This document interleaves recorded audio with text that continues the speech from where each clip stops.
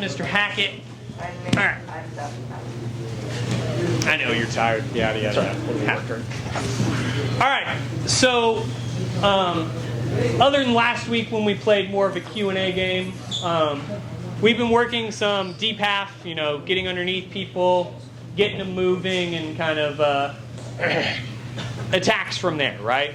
That's been a pretty big part of our game as of late, and we're going to continue working on that. This week we're going to work it, spend some time focusing on, okay, what happens when they start going in deep half, or not even deep half at times, but just trying to scoop underneath you, trying to get underneath and get to your legs or get some of those things going. What all can we do? What can we work on? Those type of things. So, a couple things whenever you're in half guard or really any guard where you're trying to keep someone from scooping up underneath you. Because if you're competing right now above about blue belt, especially no-gi, everyone's trying to get underneath you. Everyone's trying to get to your feet pretty quickly. That's a big part of the game. Love it, hate it, feel how you want about it. It is what it is, right? So first thing is whenever you're in a position like this is early detection. So if I'm here and I see James trying to scoop up under my legs and trying to do all these things, I need to be able to address this pretty quickly, right? Couple things to do, obviously, the smart ass answer of, well, how do you stop someone from deep half? Don't get there, Cat. It's just the easiest answer, right? Ready, break, that's it. That's all the lesson for today. Just don't get there. But no, you got to control the head, guys. So when I'm here and James starts to scoop under, boom, I have to get chest to chest, boom, here, scoop that head, and control that head as much as I can.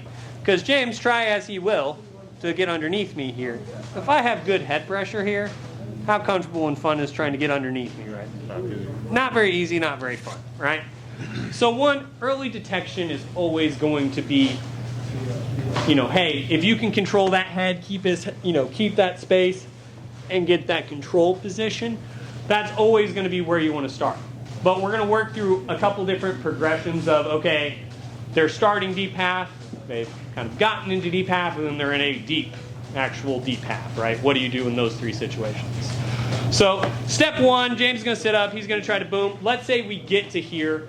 What can I do to stop James from getting this deep half pull? Because he's obviously going to try to pull, boom, and try to start working from here, right? A couple things we can do. One, I want to sit into my hips and widen my base as much as I can. I then want to split him in different directions. So with my top hand, the one closest to his legs, I want to start scooping that leg and opening those hips up. Because a lot of this deep half, him being able to pull me in, is off that leg drive. Being able to pull me in and control that distance with my leg. My top side hand is going to scoop his head. So kind of like a snowplow, we're just getting low, boom, here, and scooping him out. Now, once we get that broke, we need to instantly pass, because being in half guard when they're trying to pull deep is not going to go well. They're eventually going to get there. So we're here. I'm going to come up onto my toes, pass, and step high. Big focus is when you know someone's trying to get to legs early and often, pass and stay high side, high mount, high everything at that point. So what that means is my bottom knee needs to be about his armpit. My top knee needs to be right about the top of his head. Because if I'm here, real hard for James to get back into guard and real hard for him to start attacking my legs because I'm too high up on him. Does that make sense? So we're here. I'm working with Mr. Hackett. Boom. I see him try to start to come in. I instantly go, okay, I recognize that. Boom. Before he can really secure position, come up, step. Like I said, when I step, that knee's coming to his armpit. I step up to the head. Good head control. Secure that side control. Like I said, that is the easy early detection option. Not always going to work out that way, but good. The earlier you can solve a problem, the better, both in jiu-jitsu and in life. All right? Questions on this? So this is kind of a general rule, and I'm sure it's different on the scenario, but this just like goes against the part of the rule, like reaching in with one hand and keeping one out. So what is kind of you're okay to do it in this scenario where you're... When I'm not between his legs. Okay. So, this, jiu-jitsu, white belt 101, one hand in, one hand out, you're screwed, right? That's when you're in between the legs. Because if I'm here and I go to split him here, absolutely. The entire rest of my body is in the way right now for him to do any of the like single arm attack, one hand in, one hand out attacks. If I can get triangles from here, you had it coming. Does that make sense? Like at a certain point, if I have his head scooped and his leg split here, and he windmills out and brings a triangle around here, that's on me. Like that at some point. The more past his guard you are, the safer it becomes. Don't get me wrong. One hand in, one hand out is still a good general rule of thumb. The more past his guard you are, the safer it is for you to reach back, to move hips, to break guards, to do those types of things. Does that make sense? Perfect. Other questions here? Do you ever go to the over-under pass instead of doing the head? So, I'll just make sure I hear you right. Boom, he scoops under. Boom, you come here. And just go, like big step here, like. Yeah, well, no, just like pressuring down and splitting and walking past. No, because I want that head control. Here's why. Because even if I'm here, and let's say I'm just driving pressure, a lot of guys will start going into some single leg stuff, and there's a lot of options. The other thing they're going to do is infer. So if I come here, a lot of guys are going to look to infer and try to start coming for that bottom side leg. Like it just once someone has shown the propensity to get underneath me to get to my feet, I'm going to control your head. Because it's like, look, your head's staying here. Because if it's here, you don't get to go underneath me like this. Or at least it becomes progressively harder for you to get underneath if I can control that head. Does that make sense? Other questions? Like I said, today's going to be a little more conceptual, a little less, hey, 1, 2, 3 step. But realize having good control points and good pass points are going to be effective regardless of level. All right? One more time. Other than that, boom, I'm here with Mr. Hackett. He's going to sit up. He's going to try to scoop underneath me. I don't like that. Boom. I start basing early, and I'm scooping and driving him over. Because if I can get him flat, that's also going to help. Once I'm here, I pressure up. I'm going to look to step that knee all the way up to the armpit. Here. Once I'm here, if he wants to hold on to my leg and do that, or my arm, that's fine. But most of the time, you'll be able to just escape that. So if I do this and my arm stays, if I do this, but I don't have what happens, I push my hips and I try and hold. How do I make sure that doesn't happen to me? Because I do it to other people, but I don't know that it does. So if I'm here and I'm hitting triangle a lot, I do it to them, but I don't know the defense if it happens to me. so if James starts to push my head real big, I'm going to sit out and pressure him. Because then it opens he's pushing into my hip, strengthening into my hip post here. Now, if he can still push my head into a triangle, he's made some tactical errors. But for the most part, you should be able to, 9 times out of 10, you should be able to drive your shoulder through your chin. But if you can't, switching your hips into him should stop that triangle pretty well on this track. Can you also just bury the head in their hip while keeping shoulder heavy? And it's not as much head pressure, but it's still chest pressure? Yes.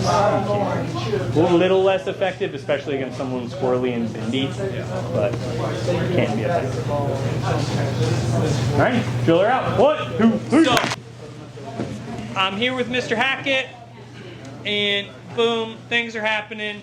He pulls, he gets to that, he sits up, he goes for this DPAP, right? I did not address the problem early. In jiu-jitsu and life, that makes things go worse, right? So he's going to start to pull, and I'm going to start to get here, right? Realize bad things are happening very quickly once you get your hips off the mat like this. At no point in any good jiu-jitsu match am I going to go, hey, you should definitely float your hips over his chest, and good things will start to happen to you. Never in my, 15 years of jiu-jitsu plus will I ever look at you and say that. So if you've ever thought you heard that, you're wrong. Couple things you want to do immediately as he pulls up here. You have 2 options. You can go through or you can go backwards. I recommend backwards. Boom. I immediately am going to cross my heels. All right? Two things that's going to do. One, it's going to start to disengage this top leg. If I can get to that hook, see how it immediately starts to kill his hook here? That's going to start that.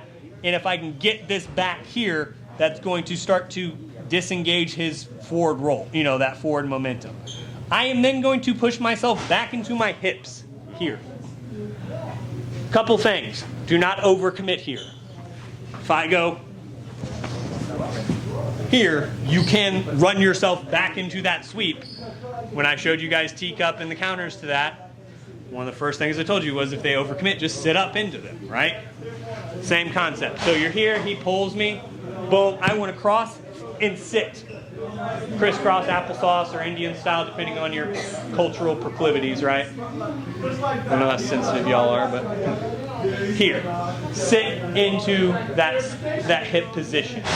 Because I don't want him getting my hips back up. Because if James isn't going to just leave this alone, he's going to be trying to keep scooping and coming here. So I have to get my weight back over my hips. That's the first commitment thing you have to do. Once you get here, you have to disengage him again. Couple ways you can do that. One of the ways I like to, you can go, realize guys, you can go back to cow catcher and flatten him back out. I'm going to show you a different option for this one. A lot of the times guys aren't disciplined with their head, like James is here. That's great for me. As soon as my hips sit, my hand is going to sneak, and I'm going to look to cup that chin. As soon as we're here, this hand sneaks in, here.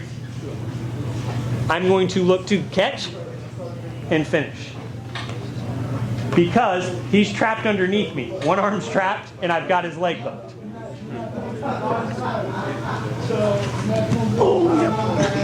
It sucks a whole lot for James in a hurry. Yep. Which I like. So boom, James sits me up. He comes here. I don't like that. Boom, I instantly base, cross, and I look to sit. Now James is going to keep trying to scoop my hips up underneath him, right? Like that is going to be a thing. Top hand towards that chin. I'm chin cupping him. Here, I'm going to sit. I'm not trying to fall backwards and get swept here. I'm trying to stay on that side in that half hook. I'm curling his chin up with my top hand and sprawling on top of that. For those of you who've been caught in my chin cup series, it sucks all sorts of suck in a hurry. Your goal is find his chin, find your hand, and I'm rolling my chin up underneath, or his chin up underneath. And I'm sprawling my weight on top of that head and neck. That way, not only are you rolling his chin up and creating that pressure there, you're then adding a down force on top of it.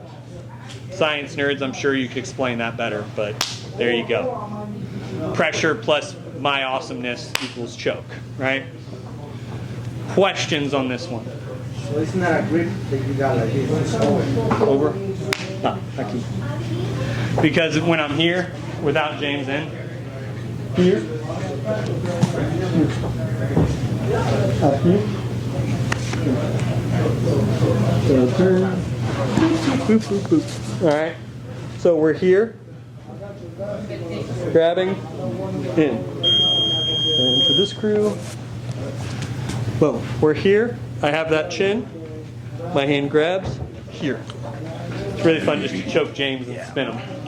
So your guillotine has a lot to do with pushing the head down and also. Yeah. Realize people who have like that big arch and squeeze in their guillotine just aren't doing it right. Watch any of the best guillotiners, historically even. Marcelo Garcia. His was a cover. One of the best Indiana guys faced, Josh Hinger.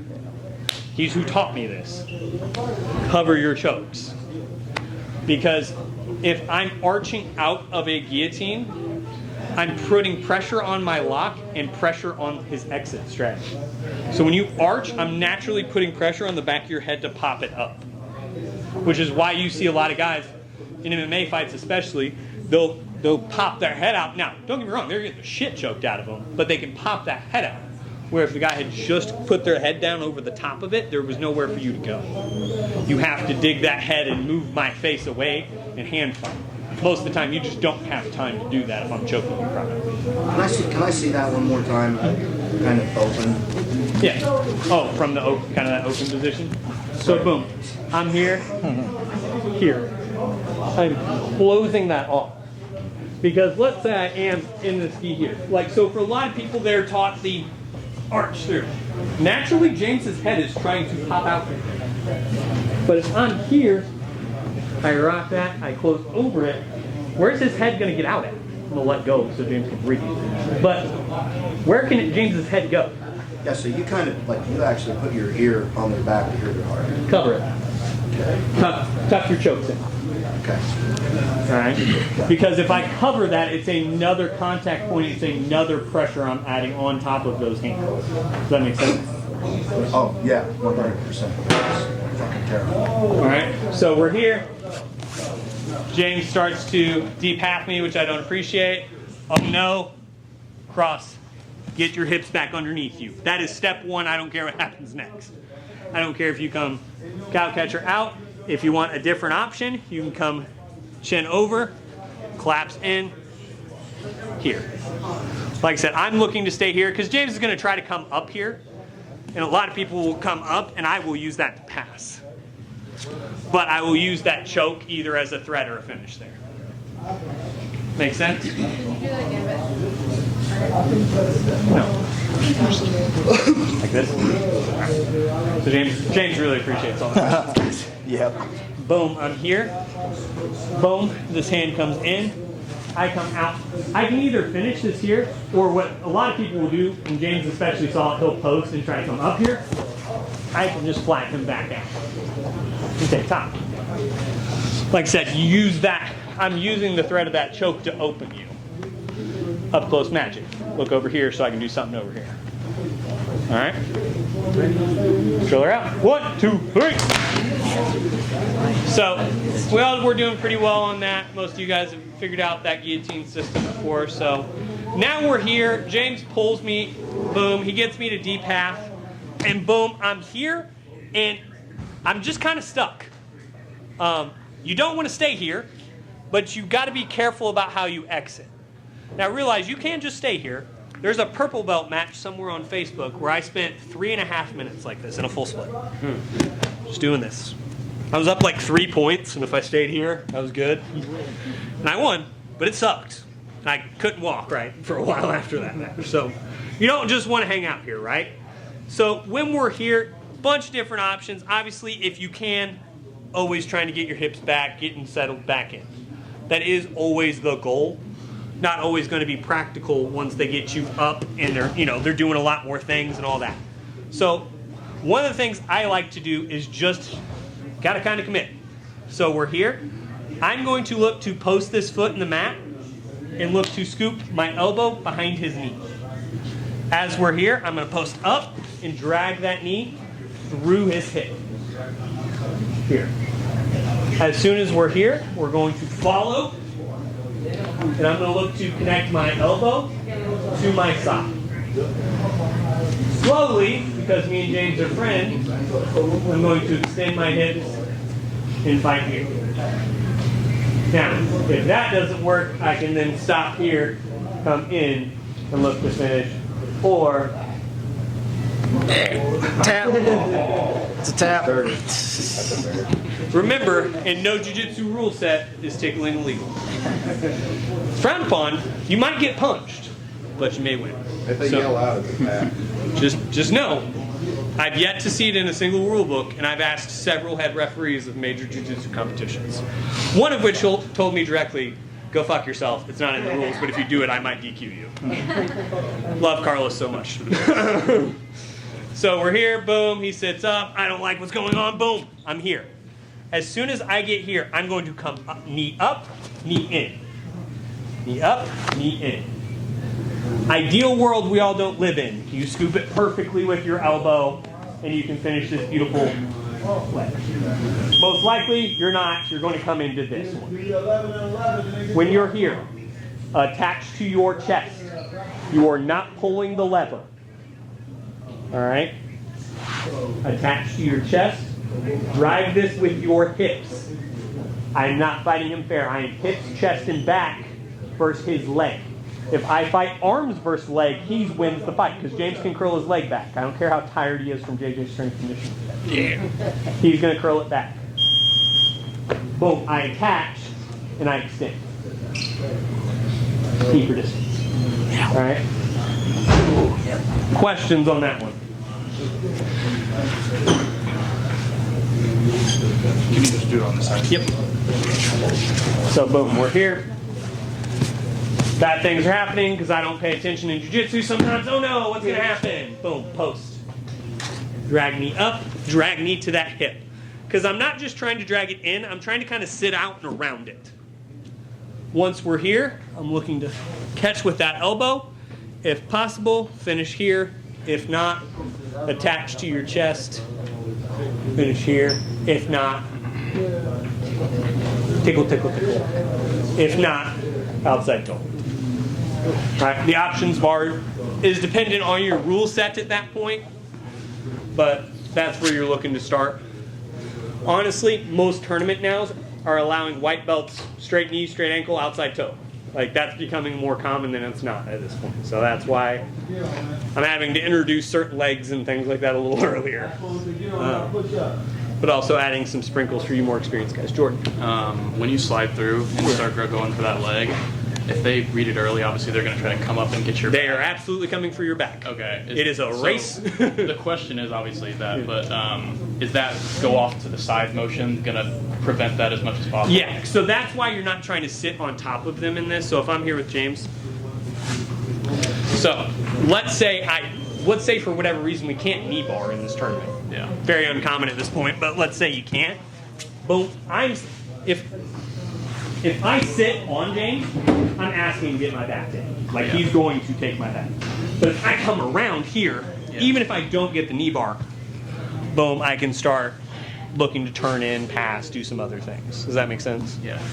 So yeah, that's why you're not sitting directly on him and trying to like sit up knee bar that. You're trying to scoop around it. Other questions? But yes, there is realize guys, you're going from deep half to a knee bar. There is a chance for a back take in the middle of that. If you want safety, read it early. What's the tell that they're doing that? They're going to grab something. so they're going to scoot their hips back and reach up and grab something. Generally, they're looking for your collar. But I'm generally going to reach for your back patch, just because collars sometimes don't work as well. So the reason I do this is if I grab just turn around. So if I grab James's back patch, you see how that stays more? Where if you grab this, it moves a lot. So I'm looking generally to grab just below that and take your back if I have the gi. If not, I'm just trying to hang up to your shoulder to take your back and kind of scoop my hips out from underneath you. Does that make sense? All right. Drill her out. 1, 2, 3.